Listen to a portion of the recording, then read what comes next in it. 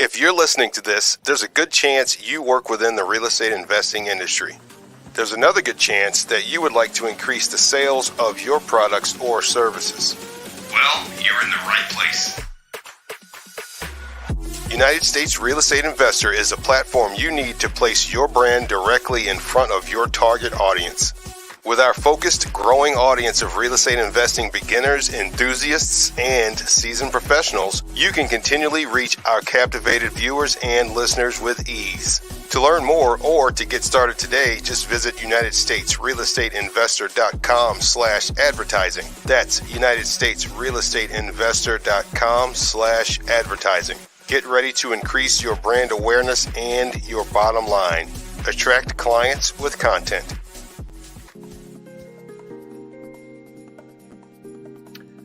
Hey, welcome to This Month in Real Estate Investing.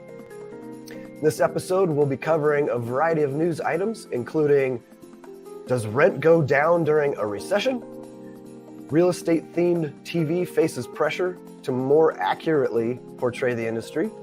And proposed law would bar China, Russia, Iran, and North Korea from owning property in Texas.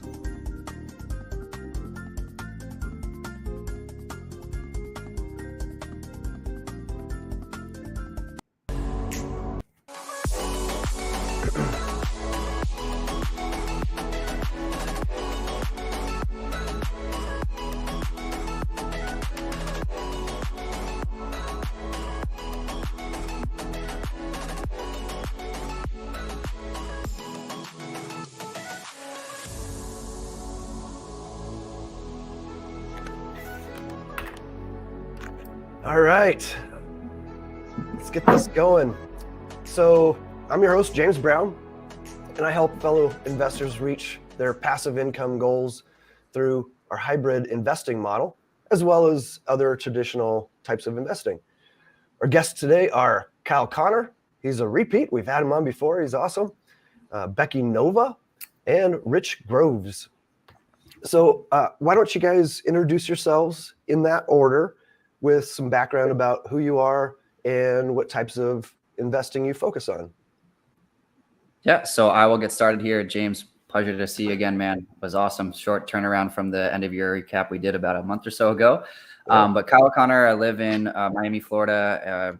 Most recently moved from Boston, lived there for about 8 years. And I started wholesaling right before the pandemic. And through that experience, I created a real estate investing or real estate service-based business that provides lead gen systems and data management for real estate investors, brokers, anyone really in the real estate industry looking to get off-market deals. So that's been sort of my big focus for this year, scaling that business while also scaling my real estate and investment business as well. Happy to be here. Awesome. Guess that puts me up next. Hi, everyone. My name is Becky Nova. I'm the founder of Lady Landlords. I always explain myself as a cancer researcher by day and a real estate investor by night. I mostly focus on small multifamilies, 2 to 4 units. My properties are between New York, down by New York City, and also in the Dominican Republic, which is where I am broadcasting from at this time. And then also Lady Landlords is a platform for women that are looking to get involved in real estate investing. We have about 30,000 women nationwide. Fantastic. Nice. Oh, Rich, we can't hear you. You're muted. I'm a rookie, I guess. Anyway, we've been using these platforms for the last few years, right? But anyway, no, my name is Rich Groves, and I'm in the St. Louis market. My company is Metro STL Homes, and we focus on small, single family homes. We have branched into some multifamilies, and we like to focus on adding more multifamilies this year as well. We do also wholesaling and assignments, and we do flips as well. So we're into everything, and we are actually in a huge push to raise private money as well this year. So looking forward to the show. Fantastic. I'm psyched to have you guys on. So just the format for the show is we're going to go through different news items and give our feedback as actual real estate investors, kind of cut through the headlines that sometimes might be a little over exaggerated. So let's see. So our first one is from Fox Business. DeSantis warns over China real estate investments, gobbling up land, not in Florida's best interest. So I'm going to give a short summary for people that haven't read the articles, and then we'll kind of dive into some banter here. So DeSantis, and this is the governor of Florida, stated that they do not want hostile nations having financial holdings or owning farmland or any land close to military bases in Florida. In a 10-year period, China increased its agricultural land by nearly 2,500% to over 350,000 acres. They also pointed out that Canada has already banned China mining investments. And, I know that a lot of Chinese investors have bought property in Vancouver. So I looked it up, and just this month, they actually put a ban on Chinese investors for the next 2 years. This is for residential properties, not just the mining, because they saw an indication that they were driving prices out of control. So my question to kind of kick things off is, what could the real long-term effects be for U.S. investors if China keeps buying land and property here? Anybody want to jump in? Rich, you laugh. Yeah, I was wondering how you laughed. I saw his reaction, and I was like, I thought he was might jump in on that. Yeah, I mean, I could call you guys out and put you on the spot, or you could just jump in. Right. Yeah. No, I mean, I think there could be some serious long-term implications, especially if if any of the states, not just Florida, but Florida being a really hot market specifically as a state, but there'd be huge implications if they were just allowed to. I think the article even mentioned it's like leaving the door, leaving the whole house open, not just leaving the key under the mat for your friends or whatever, but just leaving the whole house open, using that analogy, and letting a hostile country buy up a bunch of farmland or any property next to military bases, and they could do pretty much anything they want with that land, or deny it leasing out to create farms and grow food or whatever. I mean, there could be huge implications for this. I think it's personally, I think it's a great move, and applaud Florida for putting the foot down, and Canada as well. But I mean, you just don't want to play ball with aggressors like that. Yeah.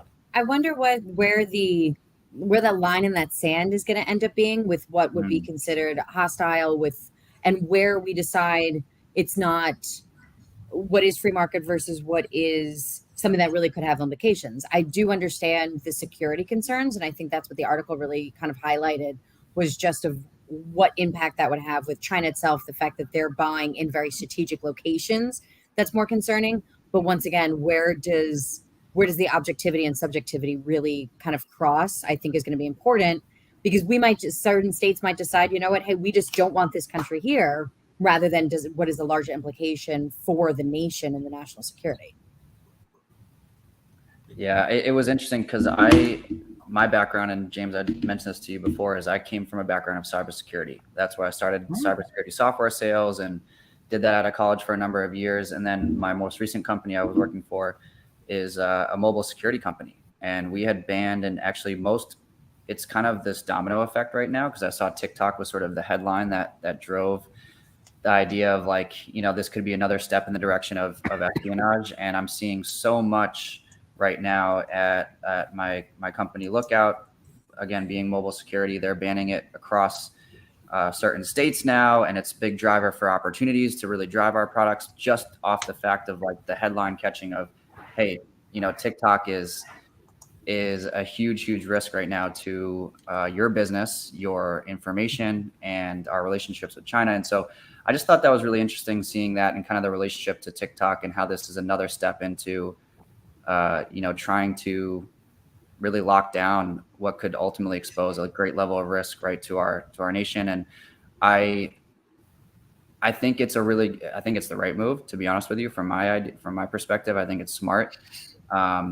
And I'm feeling like I'm reading books from like the Cold War or something right now, like where this is, I'm 30 years old, and I've been through a lot of wars in the early 2000s and 9/11 and everything, but this is the first time where I really feel like there's a great risk to that espionage effect that maybe the other wars, in my opinion, didn't really have that type of element to it since I've been on this earth.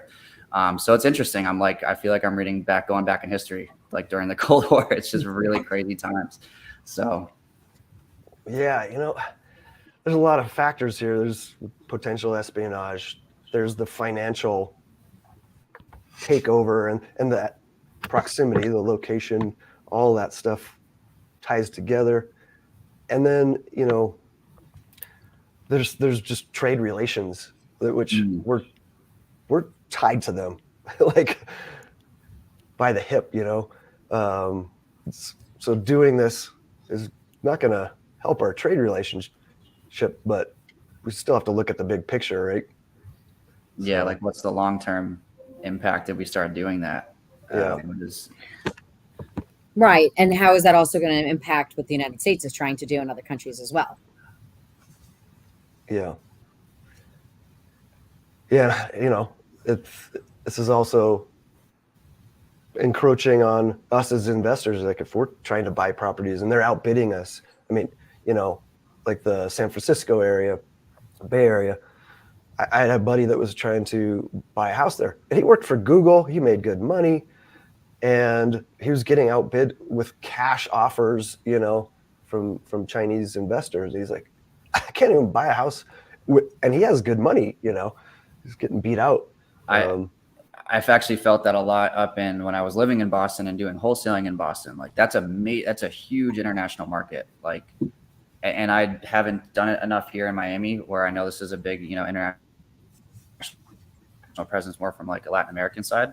But up in Boston in the Northeast, like some of my best buyers were Chinese peers. Like some of my best buyers, the type of money that they have to invest in that market, it was crazy. It was beating out, to your point, James, like a lot of more mom and pop and local investors that I used to partner with and work with. So maybe it'll work in the favor for, domestic investors. Soon to see. Yeah. We'll see how. I think it's a little bit different though if it's going to be like actual individual people from another country that happen to be investors. Right. Like New York's the exact same way, right? I think there's actually probably more foreign investments in Manhattan than there are from those like actually in New York. I think it's very different though if it's between an individual purchasing in another country versus the actual government themselves purchasing land. Yeah, right? Like I think that like I own in two different countries. I think it would be kind of interesting if I was buying in a place and I was just blocked because of the affiliation with the country I was in versus the country themselves looking to buy property in another country. That part I find a little more odd. Yeah. Anything else? Or should we jump to the next one? Let's do it. From Benzinga. We're entering the best real estate market opportunity since 2008. Why this billionaire investor is aggressively buying income-producing properties. Could take a guess at who that billionaire is. It's actually Grant Cardone, who's everywhere these days. So he said, I believe we are entering the best real estate market opportunity since 2008. With the Fed raising interest rates, it has sidelined home buyers, which means prices are going to pull back. If you're an end user looking to enter the housing market, now is a great time to buy a house cheaper than it would have been at the beginning of the year. And you should look for people with adjustable loans that are doubling and don't have a market to sell to. He said, also look for institutions who have already written much of their portfolios down and will bring a lot of product inventory to the market. I'm sure he's talking about companies like Opendoor and OfferPad that are fire sailing their places. Mm-hmm. He also said, I'm an aggressive buyer through the end of the year and next year of income producing real estate. So what do you guys think? Do you agree with his view on the timing and what are you doing with your investing? Go for it, Rich. Yeah, I mean, I think he's dead right. I mean, it's going to be it's great. I mean, think about it. I mean, everybody's freaking out about interest rates. 6.5% or whatever. You can still make cash flow, happen at that rate. I mean, the early 2000s, the interest rate. I mean, when I bought my house in 2001, interest rate was like 6.25%. So I mean, yeah, we had a huge cycle of very low, and we got very spoiled for a long time with super low rates. But it's just crazy to think that people are running off at that interest rate of 6.5% or whatever it might be. But there's still a ton of cash flow, and you're trying to set yourself up for whatever other people are projecting. Having that cash flow is huge, right? It's a big strategy. I mean, it's a big advantage as a real estate investor to have properties that are positive cash flowing, and as long as you can make the numbers work, and I mean, buy up as much as you can. I mean, it's crazy to now maybe if you're just focused on flipping or something like that, then yeah, you might be shying away right now. But if you're looking for cash flowing properties and putting yourself and making sure you're staying in the black, then I think buying rental properties is really smart right now. Yeah. Right. I think there's always a reason, and I feel like you can find another article that would go completely against this from another, well-known like real estate investor, right? Every day is a great day to buy and a horrible day to buy, right? It's either, if you think about it, I feel like within our community, we've had people that have joined Lady Landlords back. We started the group in 2020. And I feel like in 2020, people were like, oh, no. Now is not a good time to buy. Pandemic. We don't know what's going to happen. Things are just too risky. Not going to buy right now. Then 2021 came. Oh, well, housing prices are really expensive right now. So not going to buy now in 2021. It'd be crazy to buy right now. 2022, interest rates are really high. No, not going to buy in 20. You know what I mean? I feel like there's just always some reason that's to not buy or to buy. And you can kind of make an argument on both sides. I agree with what Rich is saying. Depending on what your goals are and what you're looking to get out of real estate. Personally, I buy for cash flow. That's what I look for. If my numbers still work, I'm still going to go with the purchase, right? Once again, most of my properties are in New York. People think I'm crazy for buying there, especially with what taxes are. But that's fine. If my rents are still covering and if I'm still making a great profit, I kind of really don't care so much about what the allocation is. Personally, I would prefer to buy where I'm buying more of the house than I am buying the interest rate. Meaning if, for example, the property that I'm buying, my mortgage rate, my mortgage all in with taxes and insurance is going to be $3,000. I would clearly prefer a larger portion of that to be going to the actual equity of the house than be going to what the interest for that property would be. I would clearly prefer that. But if depending on what you're looking for, if you're out there looking to gain that passive income and to still be able to just really build up what you are looking to do with that cash flow coming in every single month, if you can find a property that still is going to cash flow, it still is absolutely worth buying now. But buy now, and then also plan on buying again in a few months when our entire economy and housing market is completely different. Just know your numbers. It's like the dollar cost averaging theory with buying stocks, right? Just keep buying. Some are going to be good, some are going to be bad, but keep buying. Right. And as we all know, over time, as long as you don't get over leveraged, you're going to don't get over leveraged, and don't buy stupid deals. Don't buy things where the numbers don't work, right? Yeah. And what my numbers are and what makes it a good property. One of the phrases I hate when people ask is they're like, oh, is this a good deal? Well, what a good deal is to me is going to be completely different to what a good deal is for Kyle, right? You need to get clear on what a good deal is for you. If the property is a good deal, go ahead and buy it. Don't try to fit a round peg into a square hole. That's where people go wrong in this business. But if you know your numbers, the deal makes sense, move forward with it. Yeah. No, I just to add from it's funny being on the providing a service to investors where my core motto is to provide them with leads, and they direct me a lot of times. I mean, there's times where they come to us and they say, hey, what list should I pull, or what target property should I go after? And we'll make suggestions, but over the last year, we've really seen a big shift into it's just taking what the market gives you and sort of correcting your business model accordingly. And when I first started wholesaling at early 2020, right before the pandemic, like there was a lot of single family flip opportunities. You know, the cost of supplies hasn't gone up as much yet. We're getting really good discounted properties. Everyone was aggressively buying. And you saw that sort of property type, working out well. Now you're not seeing it so much, right? And I'm having a lot of people that are coming to me and saying, hey, we're going to decide to shift our business model. Instead of looking for flip opportunities right now, because it's really few and far between where the numbers make sense, we want to start targeting larger multifamily commercial properties, storage facilities. Like we're just shifting our business a little bit, but the opportunities are there. You just got to kind of adapt to whatever the market gives you. And it doesn't mean, again, it's just at that point, like buying a good deal is going to make sense in no matter what market, right? And so I think that's something I really learned, just being in this now for the last 3 years, and just a big shift that I've seen is just people are just shifting a little bit on what target properties they're going after, but they're still aggressive and they're still buying.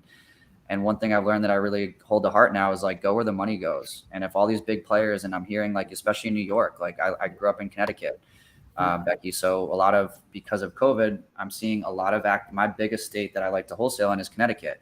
And you're seeing now people move into, the Fairfield County, the New Havens, the Hartfords, and getting really good deals right now. And it's actually a lot of New York buyers that are coming in and getting really good deals, where a lot of people, the mass market is very scared. And they're like, oh, the media tells me I shouldn't, or it's a tough time, I'm going to hold off and wait. Well, scared money doesn't make money. And that's what's happening right now. Right.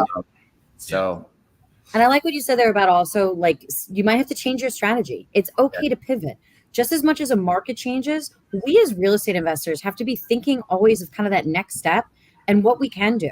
For the past couple of years, with just how crazy the market's been, maybe some of the same strategies within as me as a person that buys multifamilies, I wasn't really kind of finding as much. Maybe I didn't know Kyle well enough to talk to a wholesaler.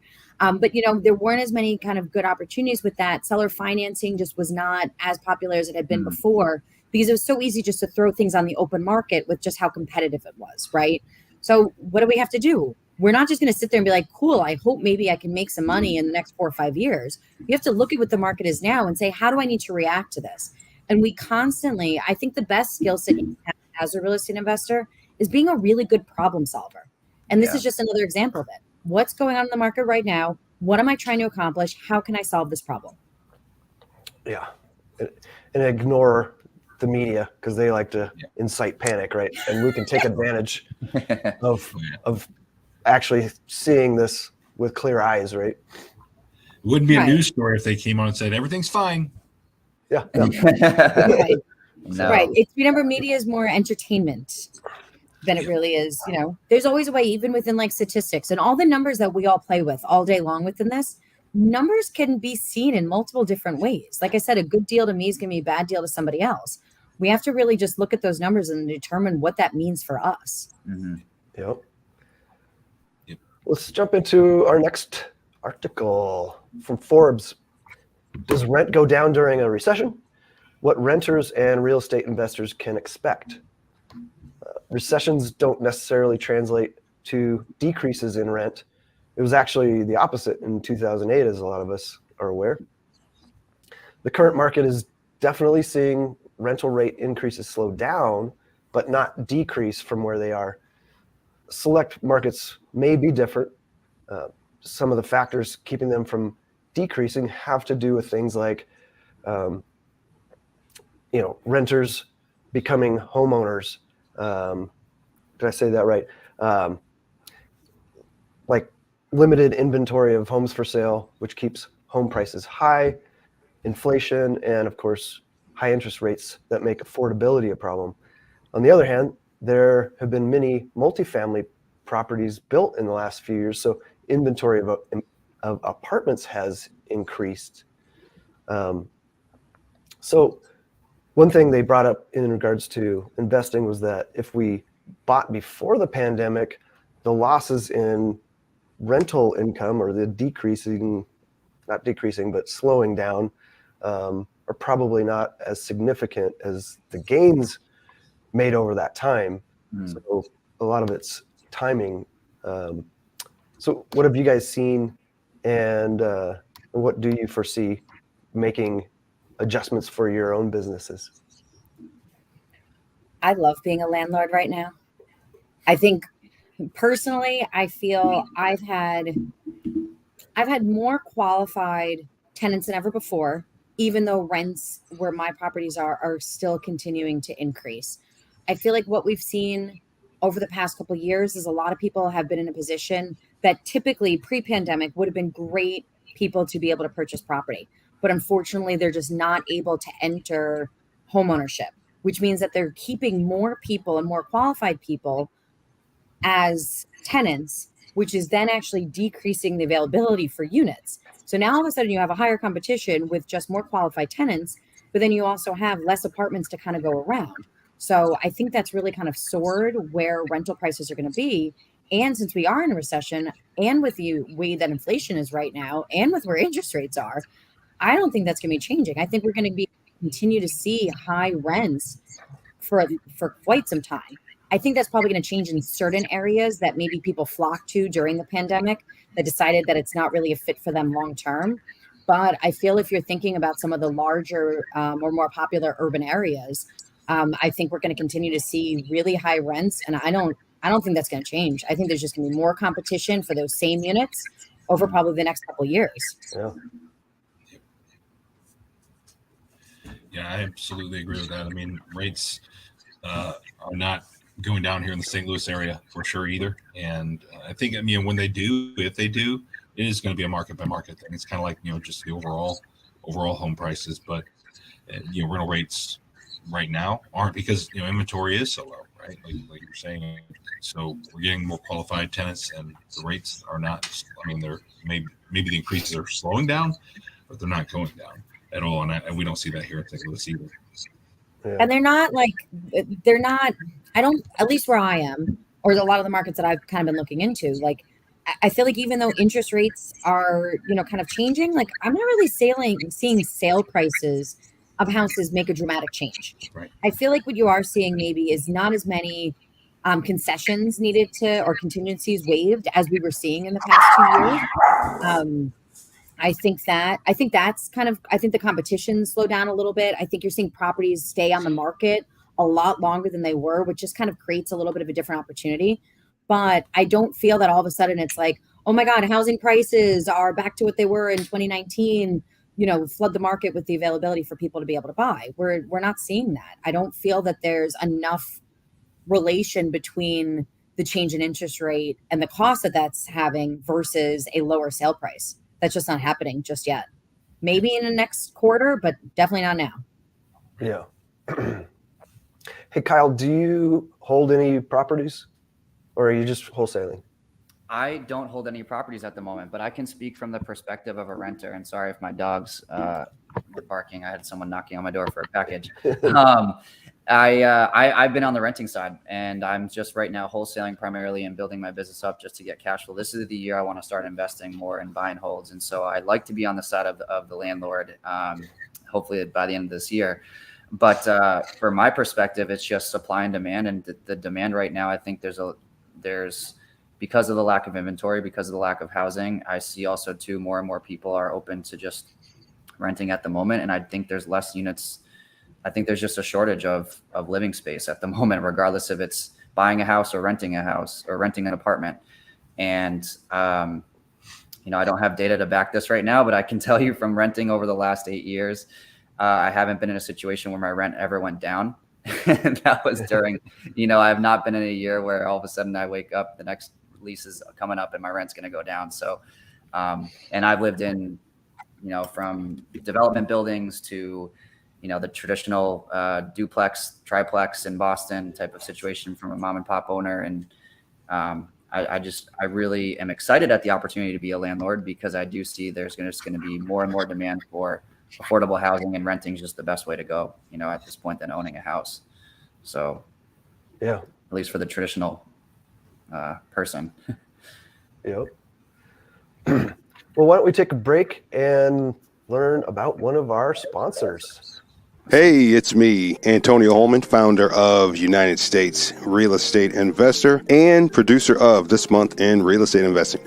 Are you ready to ignite your financial freedom with what has been called the hottest REI strategy around, or should I say strategies? Enter Jason Palliser's 2-day investment blueprint, where you will learn the secrets that the real estate investing community doesn't know because they never had a reason to before.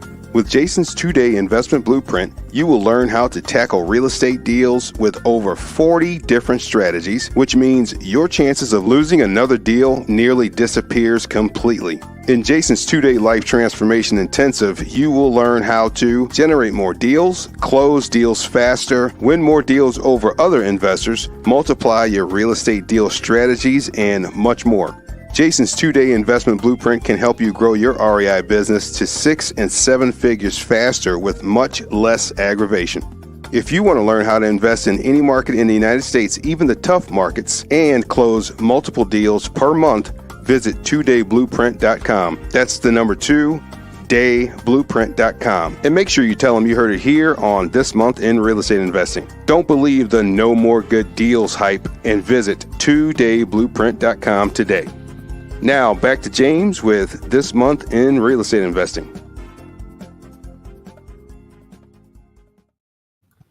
All right. Our next news item is from Benzinga. Commercial real estate investors not shying away from retail despite companies like Bed Bath & Beyond closing stores. I had not heard they were closing so many. So CBRE Group forecasts that 2023 investment volume across all property types will be down 15% from 2022, with increased activity expected in the second half of the year when interest rates and economic conditions stabilize. They also believe the most sought-after sectors will remain apartment complexes and industrial, but retail remains a lure despite anchor companies like Bed Bath & Beyond closing stores.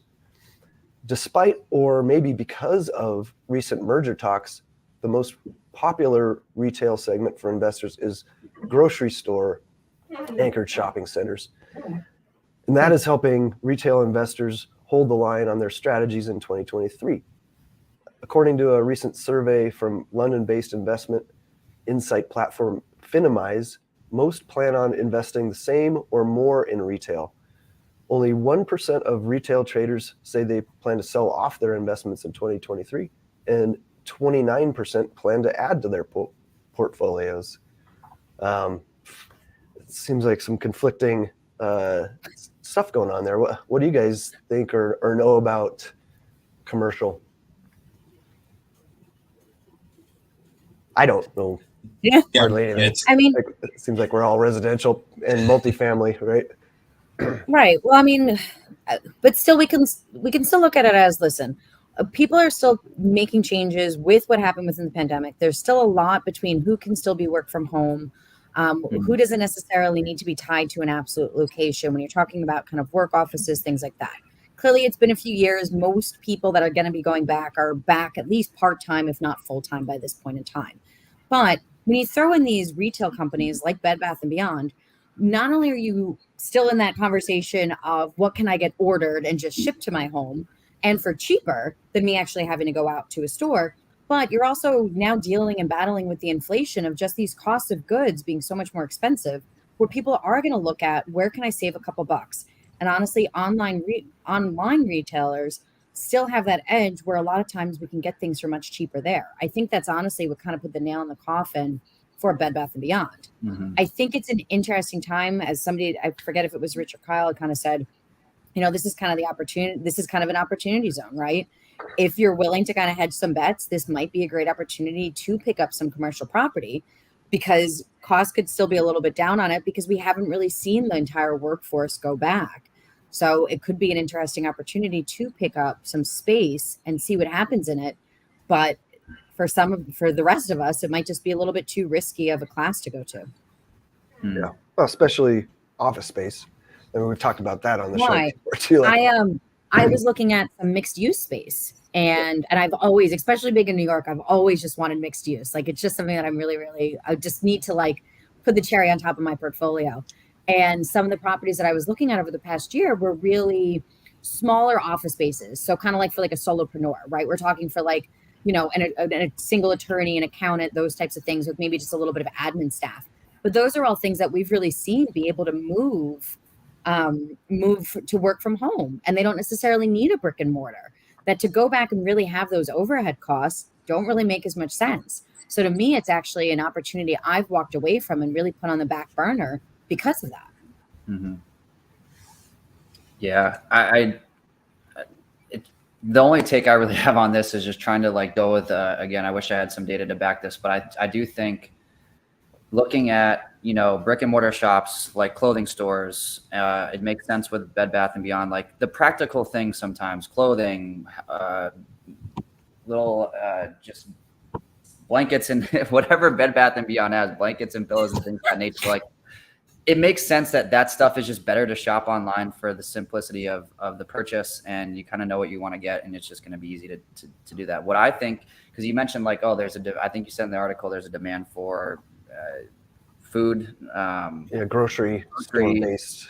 Obviously, like I see the restaurant industry is doing fairly well now. Obviously, COVID was, who could have ever predicted that? But tons of new places to go out and eat, and like the nightlife. And I think because of, and my wife and I have this conversation a lot. She wants to open up a nail salon, and like the practical things, right? The things that are always going to be in demand. Obviously, barring hopefully not another COVID situation where we can't go out in public, but those practical commercial real estate venues like a restaurant, hair salon, a nail salon, those types of things, even a massage parlor, right? I just think there's always going to be a place for that. And I'm interested to see like, and even that's not even getting into the short term, like the WeWork model. We talked about that on the end of year recap. The shared workspace and all those business models I think are phenomenal. Like I think being able to buy a commercial plot of land and zone it properly or turn it into some shared workspace is going to be huge. I'm working from home. A lot of us now are working from home, or as Becky mentioned, a hybrid work environment. Everyone's just kind of, that's what the new norm is, right? So I think that mixed with going back to my point about the practical things that commercial real estate provides, the practical services that don't think are going to go anywhere, there could be some more opportunities for those, but we shall see. Yeah. I think Amazon. Go ahead, Rich. Oh, I was just saying, and if nothing else, if you take what that article is saying specifically, and you can actually spin that very positively in that, for a while we've been talking about all the doom and gloom of the end of retail. But if retail space is still attractive, maybe it's not so bad. Maybe there are some chains out there. Maybe there are some stores that will be great and a great fit. So maybe we can look at it and say, well, maybe things aren't completely dead yet. Maybe it's not the end of brick and mortar all the time. So spinning it that way is what I've kind of looked at it that way as well. Just anything Walmart or Amazon can't replace. Well, I think it's going to really make a difference between what the product, what the industry is, right? I don't know about anybody else, but have any of you guys actually seen the Amazon stores, right? Like now all of a sudden, like now you can buy things you're supposed to be buying online, but now you can go do that in person. So, I think it really is going to make a very big difference between what the actual item is, right? Bed Bath & Beyond, we're talking home goods. I don't know if you gentlemen have been to Bed Bath & Beyond, but it is actually one of the most like expensive stores. Oh, yeah. That it's worse than Target, right? That you go in, you think you're going to buy, a sponge for $3, and then all of a sudden you came out and you're like, how did I spend $300? Yeah. So I'm kind of not surprised with Bed Bath & Beyond, just because literally you're talking everyday things that we all need. So clearly, let's get that in the cheapest place possible. I'm actually surprised Bed Bath & Beyond didn't close years ago. Yeah. Because of their price gouging. But I really do think it's going to make a difference when we look more into the industry. Like we said, maybe kind of these solopreneurs don't necessarily need as much office space when they can really still work within a hybrid or a work from home type situation.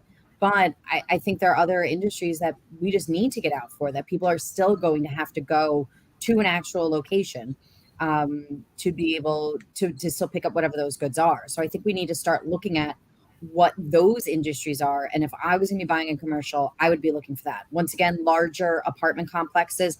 Absolutely. I think everybody on this call can agree that housing is clearly a need, which is why we're all here and in this industry. But I think it's really, identifying what are the things that people are actually going to need regardless. Once again, a laundromat. Speaking to somebody that's from New York, I remember like the first house I bought my husband and I were so excited to put a laundry machine in our house, because in New York, that's like a status symbol. If you have like a washer and dryer in your own home, like clearly you got to be rich. So we were so excited to finally get a washer and dryer in our house. And then, to be honest, we finally got it installed. And then the two of us looked at each other and were like, do you know how to use this thing? No, I don't know how to use that thing. So we ended up having to go back to the laundromat until like we could figure out how to use a laundry machine. So like my point of sharing that story is just, we got to think about what industries people absolutely need to still be able to leave their houses for. And that's really where I personally would put my own money when it comes to commercial investing. Yep. Zappos, that was one I was like, what? Buying shoes that you can't try on? Like, that's seems like something you have to like touch and feel. You have to go to a store. But they made it work. Eyeglasses. You can buy eyeglasses. Yeah. That you just take a picture of your face and you hope that they look great when they come out. But it's seeing where those shifts are of what are people actually leaving their homes for. Yep. Yeah. It's interesting. Let's jump into the next news item. It's from Wealth Management, wealthmanagement.com. Equity investors pull back on the industrial sector as return expectations dim.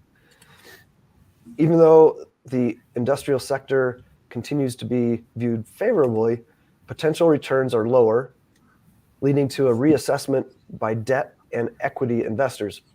As a result of higher interest rates and concerns about a potential recession, lenders are now taking a more conservative position. There's a shift in who is willing to lend. The strongest demand is coming from private and institutional investors with a long-term investment horizon, such as family offices and pension funds.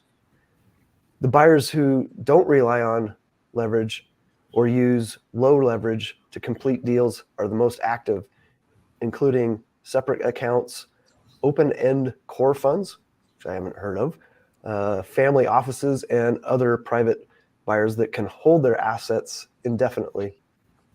One expert suggests that private investors view the current market as a buying opportunity for outsized returns at below replacement cost pricing. On the other hand, investment vehicles like non-traded REITs and open-end funds facing redemptions, which we've talked about before, are the least active on the buyer side and are selling or financing assets to raise capital. Any thoughts, guys? Yeah, this is an area that I have zero familiarity with. Same here. Right? I don't have any. It's just kind of you can connect the dots, right? Where when you do talk about a potential recession, what would be hit hard, right? Industrial jobs, maybe. So would industrial plants close? Things like that. So I could see where you can connect A to B, but again, I don't have any kind of experience in investing in industrial complexes at all. As the New Yorker, not exactly something we come across, but it's the same thing. What industries are going to be impacted, right? With looking at what's kind of happening in the economy right now, it's how do we kind of stay afloat? How do we continue to be able to provide what services we can, and really what is trimming the fat of what people need? Also, industrial zone, what things are really still moving to anything that can be automated, anything that can be robotic? There's still going to be that change of that. It's still going to, in the long run, probably cost cheaper than the human factor. So I think that's really going to continue to make an impact as companies are really trying to shift. Not only you had a pandemic where people were just laid off, businesses decimated, you had whatever that actual space had, businesses were losing a ton of money. Then they also, in some situations, had to still be able to keep things open, still run things, still be able to pay their employees with that social responsibility. So companies took huge hits to that, especially then, as we were just talking about, if they already have that commercial space and now they're still paying for that brick and mortar. Now then, after that happened, when people then started to go back into the workforce, as you might remember, a lot of people were all of a sudden out on the job market again and shifting jobs. A lot of these companies ended up hiring on a lot of people as we got back, started to move through that pandemic a little bit. And as people started to get back to work, companies were hiring people on in record numbers. But since so many people were transferring jobs, they were hiring all these people on at large increases to salaries. That now coupled with major losses in 2020, higher expenses for personnel in 2021, and now just a higher cost of goods and inflation in 2022, it just is not sustainable for these companies. I think many of us have probably seen the layoffs that have been happening in so many different industries in Q4 of 2022. Tens of thousands of people were laid off. So I'm really kind of not surprised that this is still going to impact even the industrial zones. Yeah. The AI, everything that we're seeing with AI and just a robot or some sort of automation to replace the human element. I think that's when I think of the industrial industry, that's the biggest impact I see right now.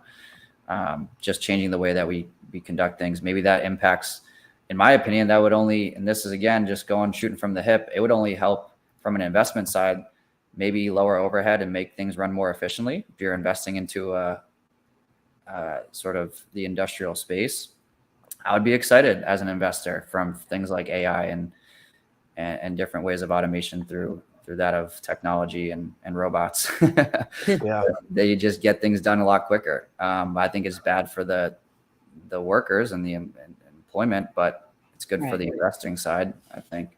Right. They don't take lunch breaks. They don't have to go to the bathroom. They don't. Yeah, you don't have to pay them extra for overtime, and they probably are moving a lot faster than the rest of us. Exactly.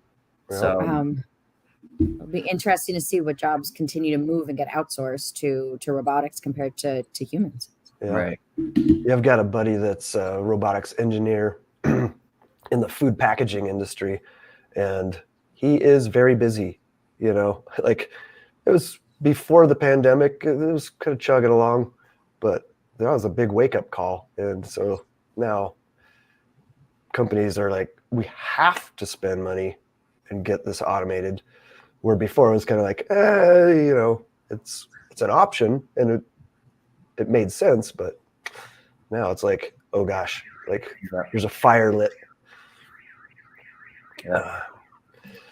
All right, let's go to the next news item. From Value Walk, real estate themed TV faces pressure to more accurately portray the industry. So this is going to be a fun one. Real estate themed TV shows are focusing more on entertainment than education, which leads to poor decisions when viewers, try their hand at real estate investing. Shows like Selling Sunset, for instance, focus more on the drama between real estate agents, and shine a bad light on them. And shows like Property Brothers inaccurately portray the difficulty of accessing funds for renovation and completing projects without major problems. On the other hand, shows like Funding Face Off and Canada's Homes Makes It Right educates viewers on what makes a good versus bad deal, dealing with contractors, fixing mistakes, and real-time negotiations happening on screen. So what do you guys think about how these shows affect our industry? So you're saying we can't do housing flips in 35 minutes? No, I'm not saying anything. Yeah. That's crazy. Yeah. Crazy talk. I feel like, I don't know. I don't want to name the network, but I feel like there's one network out there that has really completely changed what the entire flipping industry looks like.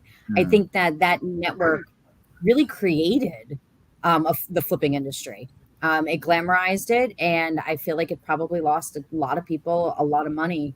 But I think we're all kind of responsible for our own individual choices and decisions here, that we still have to go out and educate ourselves beyond a television show. I mean, if you're watching something on Bravo or on Netflix, like, we should really consider the entertainment value over the educational value. Yeah, edutainment. Right. Yeah. Right. Is that network you were talking about a 4-letter acronym, perhaps? It happens to be, with 2 of the letters being TV. I wonder. Yeah, I mean, it's TV, right? TV is TV, and it's anything, and it's kind of been the topic for many years. It's like, oh, if you saw it on TV, somebody was going to go act it out and blame the TV show or whatever.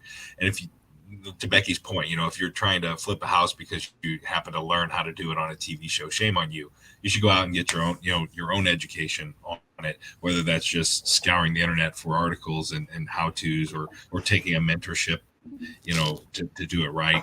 That's on you. And I know like that article specifically got into, it did eventually get into the point of, what are people taught in schools about, finances, personal finances, how that affects your ability to buy houses and things like that as well, which I think is a huge, huge thing. I don't know if we've got enough time today to talk about that, right? The broken education system in the United States and how we do need to spend. It's funny, I know how to do trigonometry, but really didn't know how to do my taxes, right? I mean, it's that kind of a thought process in the education system. But yeah, I mean, you got to take it for entertainment, right?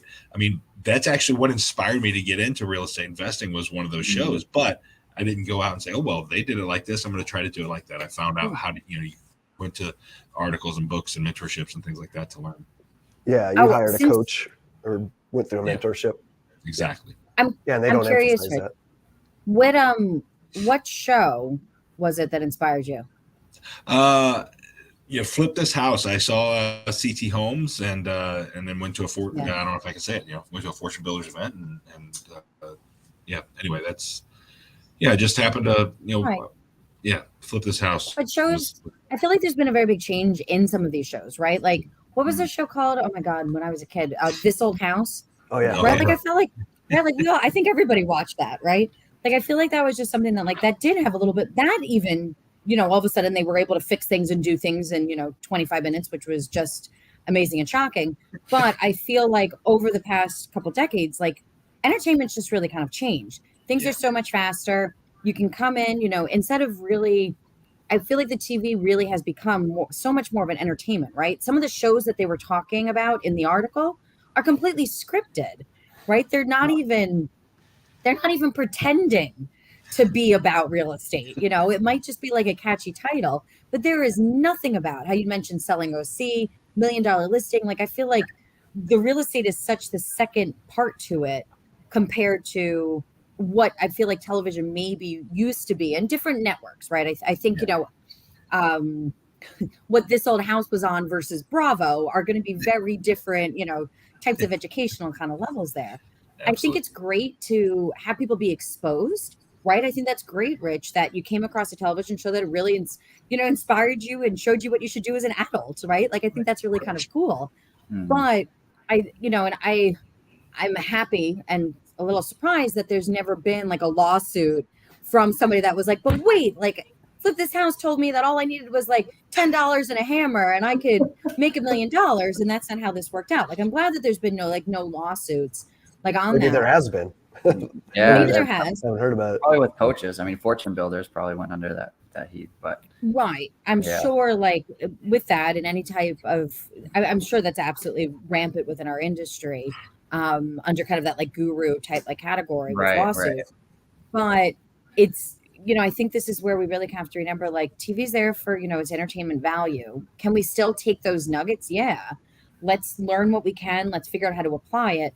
But once again, the responsibility to have that play out and where we put our money and what we do moving forward is really kind of on us. Yeah, I crack up with the Selling Sunset stuff, and I watch it. I like it a lot. Me and my wife sit down, we bond over it. It's a great show. It's so good. Great for entertainment. But I crack up at the negotiations like, okay, we got the deal. We're good. And it's like, I battled all freaking day to negotiate on the seller and buyer side. I'm like, that is not how a negotiation is handled. And it's very, very stressful. And I'm not going to go any farther in depth, but it's like, what you're watching, right? It's entertainment. And I, just to add to the points of sort of like, this is the modern day TV for us now. And especially the generations that come after us is, we get our entertainment through Instagram. We get our entertainment and education now through these social media platforms. And in my opinion, it's just how you use it and what you take from it. And I think it has made the barrier to entry into entrepreneurship, investing, real estate investing. It's a really good thing, right? It's a really positive thing because it's brought in a lot of exposure to, hey, this is really possible and anyone can do it, but it's not going to be easy. And don't be naive to think that this is going to be easy. So I think you just have to really understand, to your point, that we've all made is like understand what you're watching and what it's there for. But in the positive side, it has really opened up and popularized the ability to invest and think outside of the standard W-2 or traditional route of college. And that's what I am very happy to see. But it's not going to make you a millionaire overnight. Let's put it that way. But I think that goes with kind of all social media. I agree, Kyle. I think it's fantastic that more people can be exposed to things that maybe they never considered, that would, just people didn't even realize were options or how those things work. Right. And I love really the sharing of resources and the education that's just so easily available compared to, when I was in college, I had to go to a library to get a book. We didn't have these things. So, I absolutely love that sharing of information and what's really been able to allow all of us to progress. But what social media and a lot of these shows misses is really kind of the struggle or a transparency with it. I mean, I'm sure all of us have scrolled through Instagram and saw somebody out there with a check being like, woohoo, look how much money I made. But they didn't talk about what it actually cost them. It didn't talk about what the time was. It didn't talk about what they lost, right? Like I could just show like, hey, look, I sold this house for, $150,000. Here's my check for that. But yet really I had spent $250,000 trying to get to that point. I feel like there's just the reality behind it that's missing, oddly enough, from reality TV. But we were talking about that at the end of your recap, and what separates, I think nowadays, authenticity on social media now is sort of what people gravitate to, which is a really good thing. Like, how many times have you guys gotten added some sort of fake profile or some guru or coach? And when I first started getting on social media, Instagram, it was really cool for me to see a guy with a Lamborghini or a girl with a Lamborghini and be like, okay, that person's got it figured out. And I definitely want to join whatever program they're a part of to be like that. Now it's like, that's 1 in a million now all of a sudden. And you're like, hold up, this is either a fake profile or this person's a scam.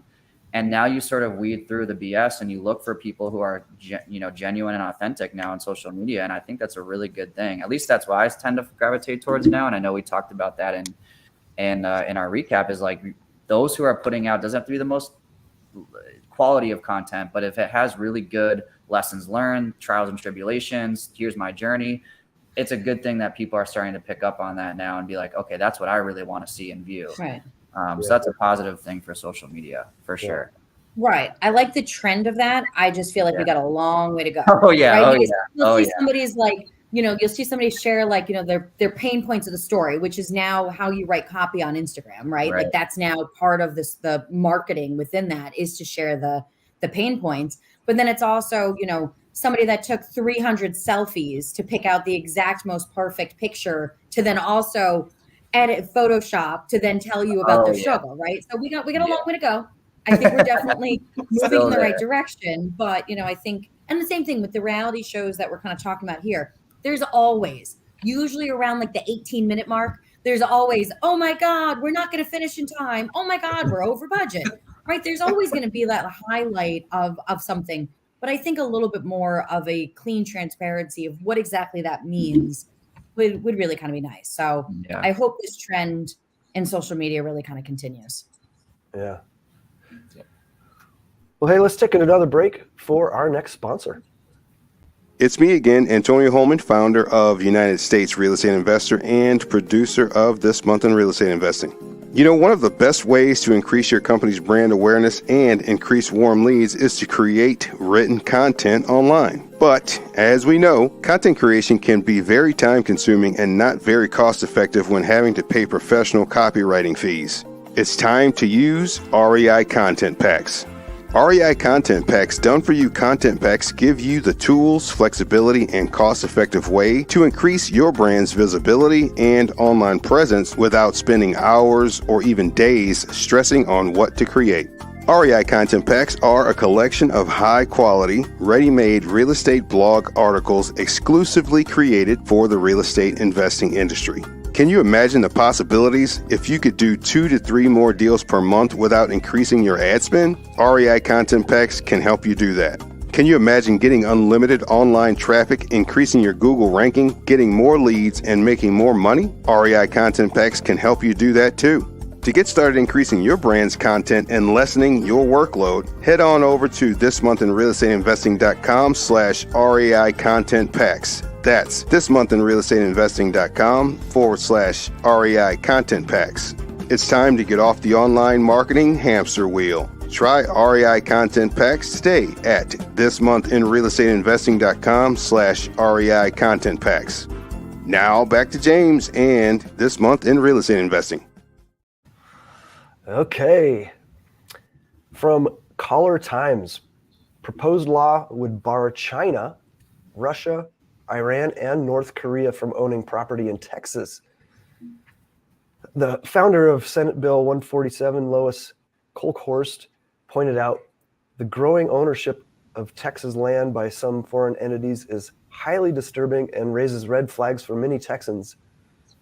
By comparison, as an American, go try and buy land near a Chinese military base and see how that works out for you. Love that quote. Texas ranks third in the nation as a destination for foreign entities seeking to purchase real estate in the United States. However, except for China, the countries listed in Kolkhorst's bill appear to have little or no footprint in Texas or in the nation as a whole. China was third among the list of countries with entities that purchased property in the United States in 2021 and 2022. Mexico and Canada are actually ranked number 1 and number 2 both years. However, Texas was not among the 15 top states where China had made land purchases last year. Most of the state's foreign real estate investments came from Mexico, India, and Colombia.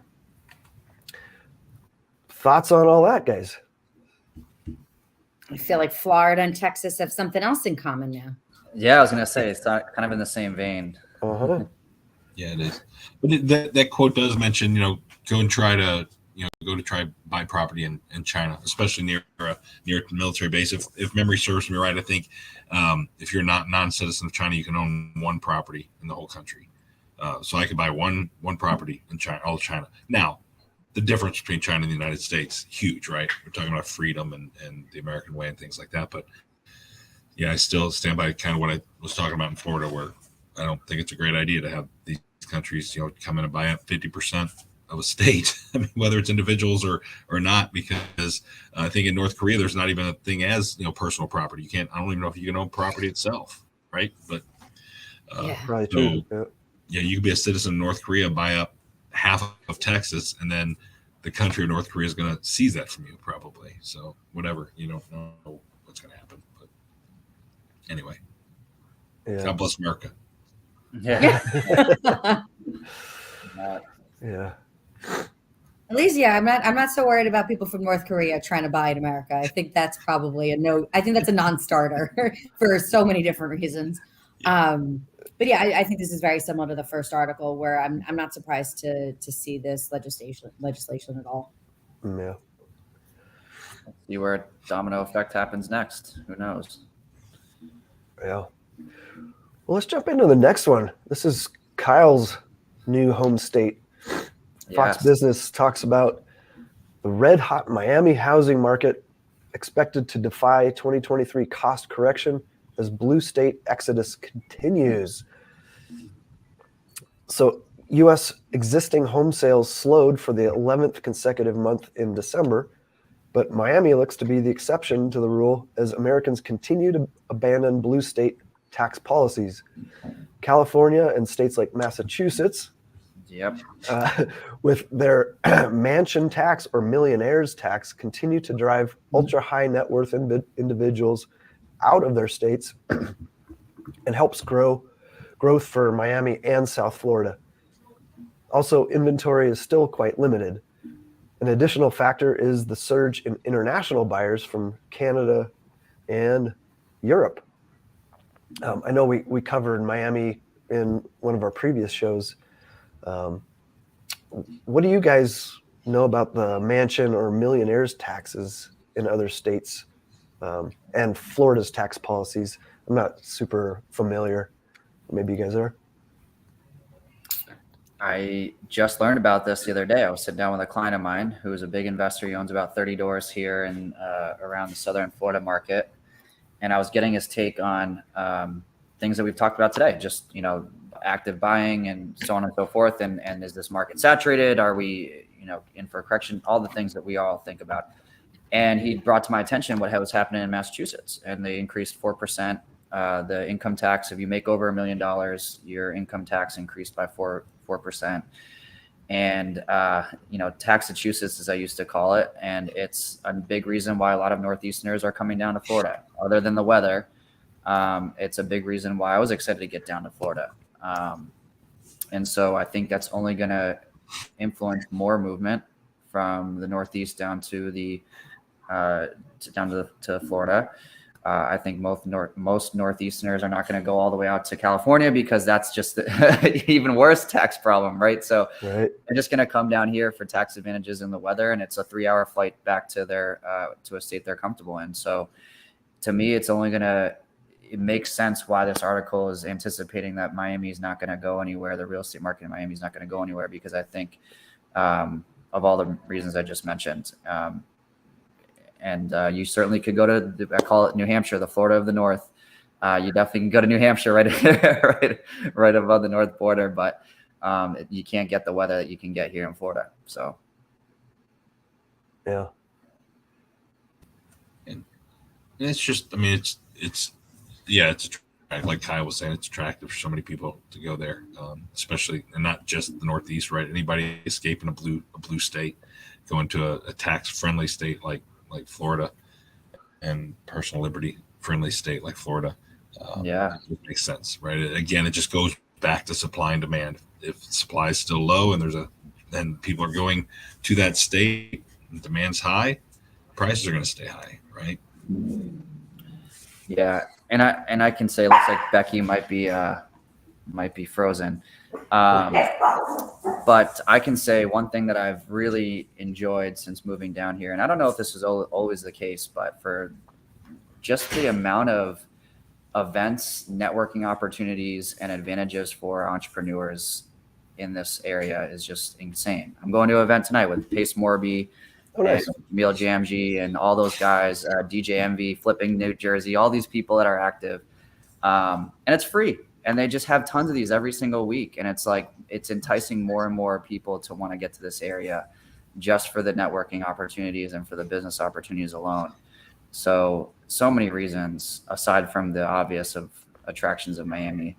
But yeah, I think that's only going to make it more the reason to come live here, at least for some part of the year.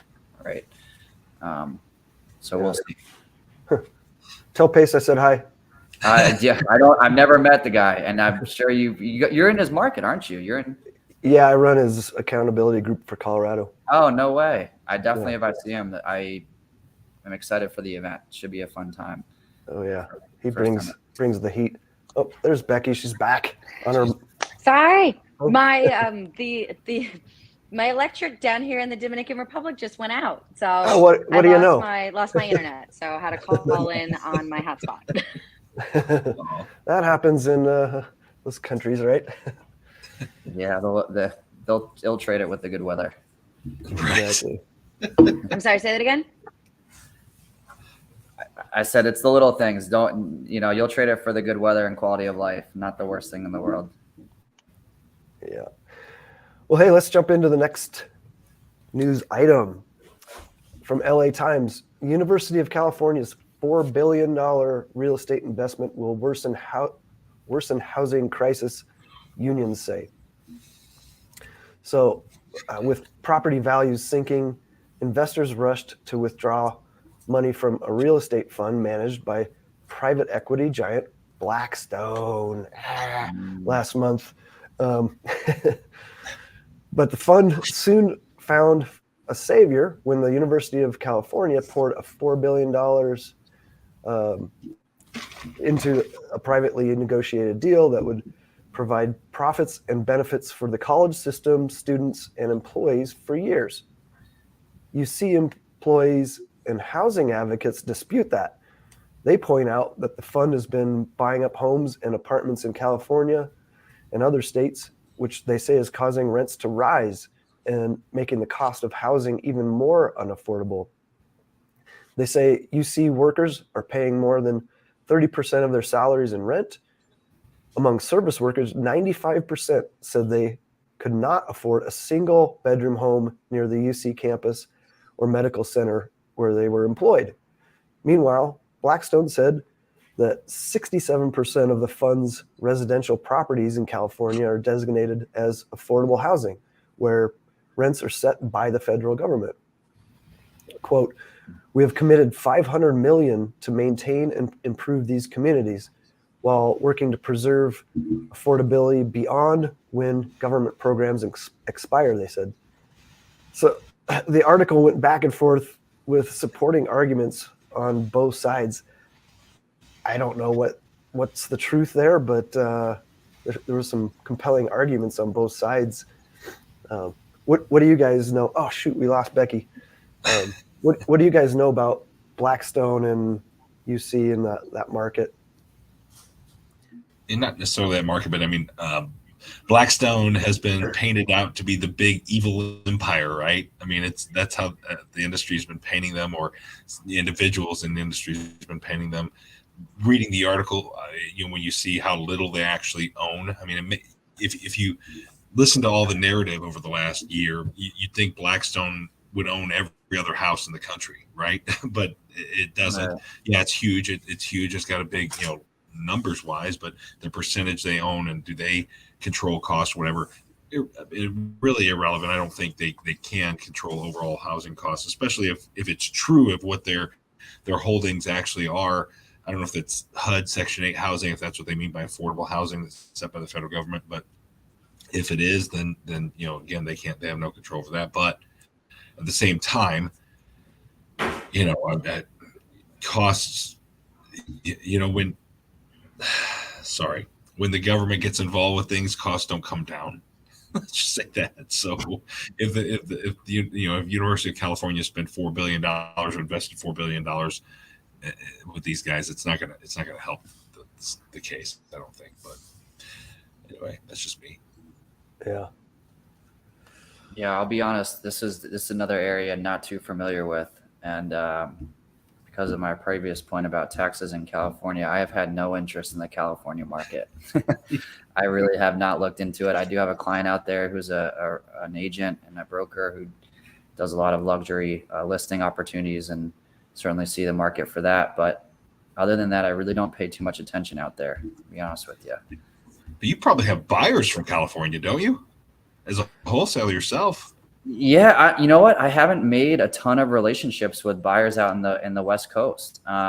Mainly my roots are on the East Coast, and we have plenty of active buyers here that I haven't necessarily had to go that far. But you know what? Now you got me thinking about doing a dispo campaign out in the LA market. It's worth. I mean, here in St. Louis. I mean, in St. Louis, we definitely market California buyers because it's so. I mean, it just makes so much more sense. But that's just saying how crazy it is out there and how expensive everything is. Anyway. Yeah, no, for sure. Like this piece is just another. It's just another blame piece, right? It's another blame piece. You want somebody else to blame for housing costs increases in California. Never mind that it's the most heavily taxed state in the country. Right. That and all of those factors, it's Blackstone. They're the ones. Yeah, let's get the attention off us for a second. Exactly. Yeah. So it's just another blame game. But yeah, that you should definitely look for California buyers. She's back. Maybe. Let's see how long. It's kind of glitchy. Is it like 95 degrees there? Are you having heat caused outages? But it's 95 degrees here every day, and I've never lost electricity in the 6 years I've been here. Oh wow! Now's the time. Yeah. Becky, did you want to comment on the Blackstone and University of California article? If you're there. Can you hear me? Your video is just frozen, and she's gone. Oh no! All right, let's move on to our final fun news item. 13 predictions for life in 2023. I don't really know how to even summarize this. They basically had some titles. No more vibes. I guess vibes was kind of a touchy-feely kind of phrase. So that's going out. Comfort in the soft. I guess like trend towards clothing. Like they use an example of headphones. Even concept cars were getting more soft and round. Supersized lies. They referred to. Shoot, I didn't write down. What's the guy's name? The politician. There. It's Soros, right? Or yeah, George. Yeah, yeah. It's not that Soros. It's the other one. Yeah. Or Santos. Anyway. I'm sorry, Santos. Not Soros. Yeah, Santos. Yeah. They're just pointing out we're so used to so many little white lies that it's going to take big suckers like that to get our attention. Pet rats. I guess the mayor of New York was trying to crack down and control rat populations. They're like, well, maybe people will just be encouraged to keep them as pets. The end of shoelaces. A lot of slip-on shoes coming on the market. Crocs. I hope you guys don't have Crocs. I don't. I never had the attraction for it. God. It's so terrible. I've got friends that have them. Like, no. They're like, oh, they're so comfortable. Like, nope. No, there's a million other shoes that are comfortable that I would never be dead in a pair of Crocs. It's like Birkenstocks in the 90s. Yeah. Yeah. Interesting. Crusade against caffeine. That's an interesting one. Yeah. That's very interesting. That's going to be a tough go. Everybody likes their caffeine. Yeah, because I thought like they mentioned the alcohol-free kind of movement of last year, which I think is great. It's cool that they have a lot of those options. Yeah. But I just think we have too many like Celsius and all these new things that have really popped up. These drinks that are sugar-free, supposed to be sort of healthy caffeine options that are just, there's no way we're going to give it. It's like cigarettes for, just we'll find ways to make it cleaner with a vape or something, but it's just people are always going to want it. There's just no way people are going to go away from caffeine. No chance. Nope. I like the one, the butter Crocs. So they're talking about, I didn't catch the TikTok phenomenon, butter boards where they're spreading butter on cutting boards or something, but now they're talking about putting butter in Crocs and setting it out on the counter. Like, well, I grew up with that. I mean, it was a butter dish, right? Right. So. Croc. Yeah. This is funny. Yeah. Revenge of the Normie. I like this, talking about gravitating towards experiences and just being more wholesome. So there is an example of Luddite teens starting book clubs and staring at the stars, I guess, instead of their phones. Yeah. So, that'd be great, wouldn't it? That'd be amazing. I would love that. That would give me confidence in having kids. Because I don't have a lot of that right now. Yeah. Right. Yeah. My good friend of mine, his son's 24, say. He's got a phone but it's a dumb phone. Like he's not on social media. He's living in a cabin with no, electricity or water. Like he's going far, far away from it. Just to make a point, I guess, very, idealistic. My cousin's the same way. He lives in Germany, and he's just complete. He came to visit me, and just complete contrast into the way we live our lives. Like he's wakes up, takes a hike, takes a bike ride, he's a vegetarian, has a flip phone, doesn't have any social media, doesn't make a ton of money, but he seems very at peace and very comfortable with his lifestyle. And then here I am waking up and I'm from one call to the next, one deal to the next. Yeah, I'm making good money, but it's like we just live such a different type of, and it was very interesting. He stayed with me for a week and I just noticed it and I picked up on it. I'm like, it's a very interesting way of living, and so different from the way I am right now, and the way that a lot of us in this world live. So yeah, took a lot of mental notes, but I still think you can find a balance of either. I don't know if I'm ready to go off the grid, but yeah, same here. Sometimes look at my days like yours, like, like, yeah, why? that's why. I mean, I live in Colorado, near the mountains, so I can go dirt biking and snowboarding and hiking, whatever I want to do, get away from it. And I have to unplug because it's just too much. Yeah, you can find a balance for sure. Yeah. Well, let's shut this down, guys. This was a great show. It was awesome to have you on. Too bad Becky lost her power here at the end, but I'm not crying for her. She's living in the Dominican Republic. That's pretty nice. Right. She's probably in the ocean by now, the Caribbean. She's probably already swimming on the beach. Yep. Exactly. Well, I'd like to thank our sponsors, Jason Palliser's 2-day investment blueprint and REI Content Packs, and our guests, Kyle Connor, Becky Nova, and Rich Groves. You guys are awesome. Also, thanks to our producer, Antonio Holman, pulling the strings in the background. He's with United States Real Estate Investor. Follow and subscribe to This Month in Real Estate Investing on your favorite podcast app. And remember, when one door closes, another door opens to financial freedom. Thanks, guys. Thank you so much. Thank really you appreciate it. Appreciate you. Thank you. Yep.